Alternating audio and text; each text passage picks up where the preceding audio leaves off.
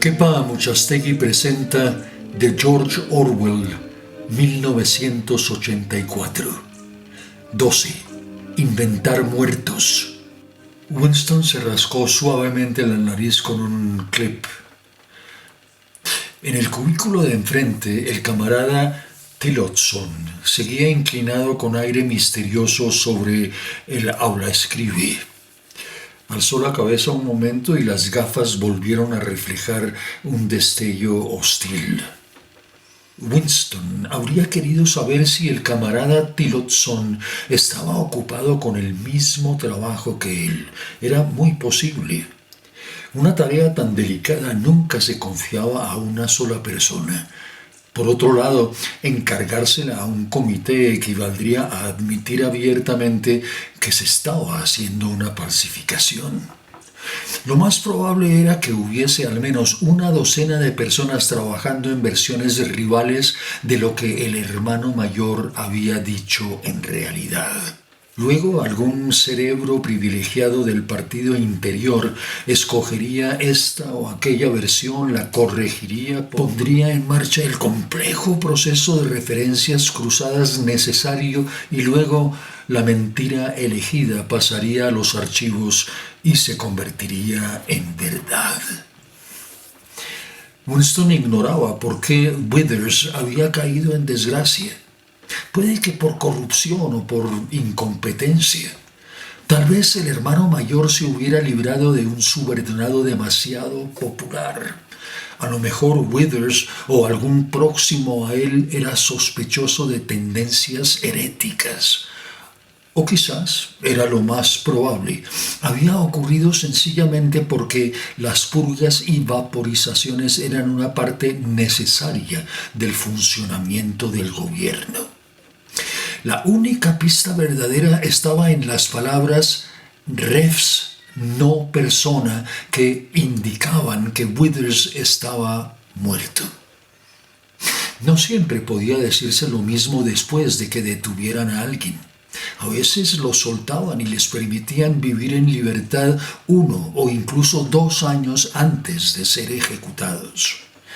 Muy de vez en cuando alguien a quien creías muerto desde hacía mucho tiempo reaparecía como un fantasma en algún juicio público donde implicaba a cientos de personas con su testimonio antes de desaparecer. En esa ocasión sí, para siempre. No obstante, Withers era ya un no persona. No existía y nunca había existido. Winston decidió que no bastaría con cambiar el sentido del discurso del hermano mayor. Era mejor hacer que tratara de algo que no guardase la menor relación con el asunto original. Podía convertir su discurso en la habitual denuncia de los traidores y criminales mentales, pero eso era demasiado evidente. Mientras que inventar una victoria en el frente o algún éxito en la superproducción del 9º plan trienal podía complicar demasiado los registros. No necesitaba algo totalmente inventado. De pronto acudió a su mente como pintado para la ocasión. Cierto camarada Ogilvy, fallecido recientemente en circunstancias heroicas. En ocasiones el hermano mayor dedicaba el orden del día a conmemorar a algún humilde miembro de base del partido cuya vida y muerte ofrecía como ejemplo digno de imitación. Ese día conmemoraría al camarada Ogilvy.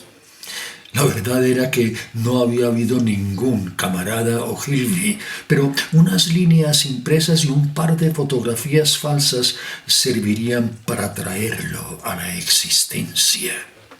Winston se quedó pensando un momento, luego acercó el aulaescribe y empezó a dictar con el estilo habitual del hermano mayor, un estilo al mismo tiempo marcial y pedante y fácil de imitar por el recurso de hacer preguntas y responderlas enseguida. ¿Qué lecciones sacamos de esto, camaradas? La lección, que es también uno de los principios fundamentales del sourcing, es que etcétera, etcétera, etcétera. A los 3 años, el camarada Ogilvy había rechazado los juguetes excepto un tambor, un fusil ametrallador y un helicóptero en miniatura. A los 6 años, un año antes de lo reglamentado, gracias a una concesión especial, había ingresado en los espías.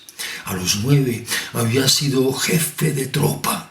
A los 11 había denunciado a su tío a la policía del pensamiento, después de oír una conversación que le pareció tener tendencias criminales. A los 17 había sido coordinador de distrito de la Liga Juvenil Antisexo.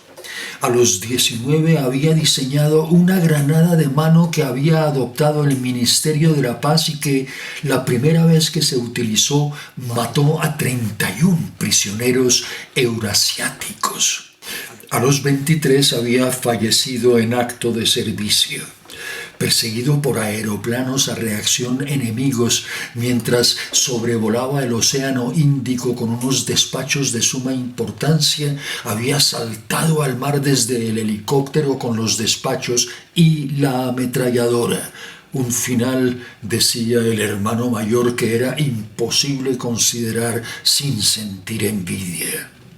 El hermano mayor añadía unas cuantas observaciones sobre la pureza y la dedicación de la vida del camarada Ogilvy. Era abstemio y no fumaba, no tenía otra afición que la hora que pasaba a diario en el gimnasio y había hecho voto de celibato, pues creía que el cuidado de una familia era incompatible con la devoción al deber 24 horas al día. No tenía otro tema de conversación que los principios del Sousing, ni otro objetivo en la vida que la derrota del enemigo eurasiático y la persecución de los espías, saboteadores, criminales mentales y traidores en general. Winston dudó si conceder o no al camarada Ogilvy la orden del mérito conspicuo. Al final decidió no hacerlo por las muchas referencias cruzadas innecesarias que eso acarrearía. Una vez más miró a su rival en el cubículo de enfrente. Algo parecía decirle con toda certeza que Tillotson estaba ocupado en la misma tarea que él. Era imposible saber qué versión adoptarían al final, aunque tenía la firme convicción de que sería la suya. El camarada Ogilvy, inimaginable apenas hacía una hora, se había convertido en realidad.